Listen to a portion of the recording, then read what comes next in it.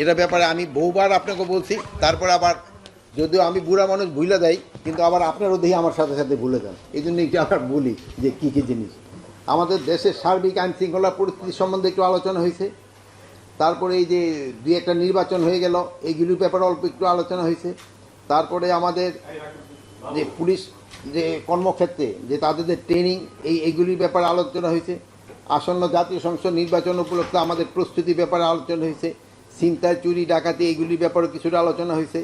মাদক নিয়ন্ত্রণ এইগুলির ব্যাপারে আলোচনা হয়েছে।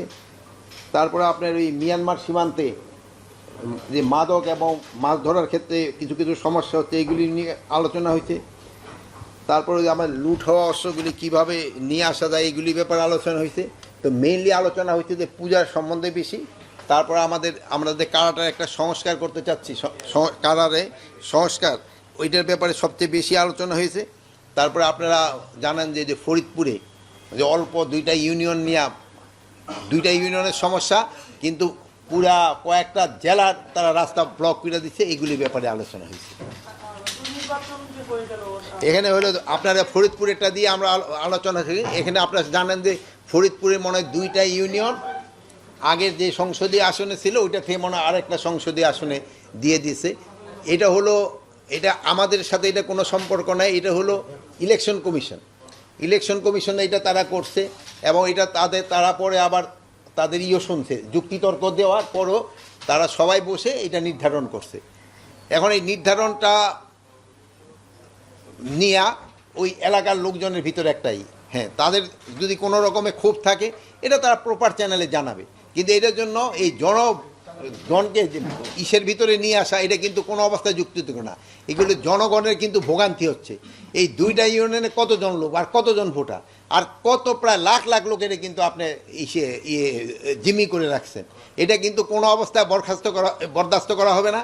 আমরা হয়তো এই আজকেই বিকালের মধ্যে যদি এটা তারা সমাধান না করে, আমরা আইন প্রয়োগের মাধ্যমে এটা করে দেব। এটা ক্ষেত্রে আমার মনে হয় আপনাদেরও সবাই সাহায্য সহযোগিতা লাগবে। আপনারাও মনে হয় চান যে এটা আইন প্রয়োগের মাধ্যমে তো রাস্তাটা ক্লিয়ার করে দেওয়ার জন্য।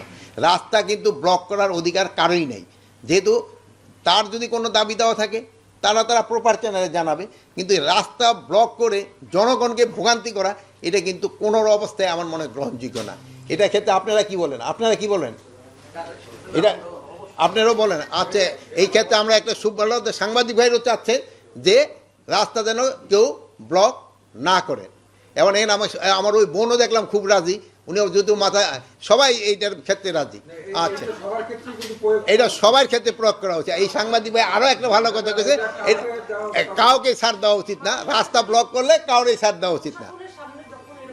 আচ্ছা, এখন নেক্সট পয়েন্টটা যাই।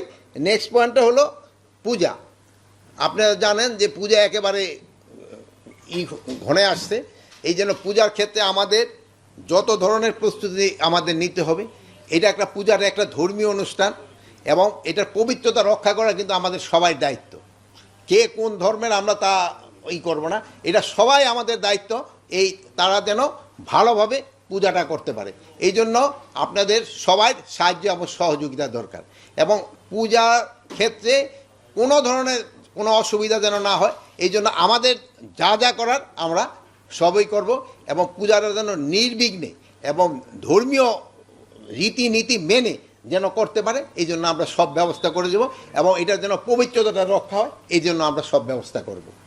আর এই জন্য ধরেন যে অনেক জায়গায় একটু সমস্যা আছে, কমিটির ভিতরে নিজেদের ভিতরে একটা কোন্দল রয়ে গেছে। আমরা অনুরোধ করব তারা নিজেদের কোন্দলটা মিটায়ে পূজাটা যেন ভালোভাবে সম্পন্ন হয়, এই জন্য আপনারা লোকজনকে বলবেন এবং আমরাও বলবো, এবং আমরা আশা করি যে পূজাটা খুব ভালোভাবে এবং নির্বিঘ্নে এবং উৎসবমুখর পরিবেশে এবং ধর্মীয় ভাব এবং গাম্ভীর্য বজায় রেখে হয়ে যাবে।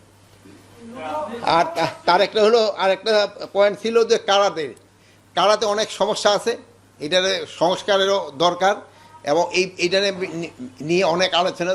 কারার একটু বাজেটের ক্ষেত্রে সমস্যা, এমন অনেক কারা যারা আছে বন্দি আছে, অনেক বয়স হয়ে গেছে, তারা ধরেন বিভিন্ন রোগ আক্রান্ত, এবং তাদের ঔষধের ব্যাপারে একটা বাজেটেরও বেশি দরকার হয়। তো আমরা চাচ্ছিলাম যে ওই যে লাইফ টার্মটা যে 30 বছর ওইটাকে কমায় কত করা যায়, একটা যুক্তিযুক্ত একটা করে যেন যারা বয়স্ক হয়ে গেছে তাদের কীভাবে ছাড়ার ব্যবস্থা করা যায়। আমরা এটা এখন পর্যন্ত নির্ধারণ করি না, এটা আলোচনার ভিতরে। আমরা ওই মেয়েদের ক্ষেত্রে হয়তো আমরা 20 বছর করে দিতে চাচ্ছি, ছেলেদের ক্ষেত্রে হয়তো আরও একটু বেশি হতে পারে, বাট আবার কতগুলি স্পেসিফিক আছে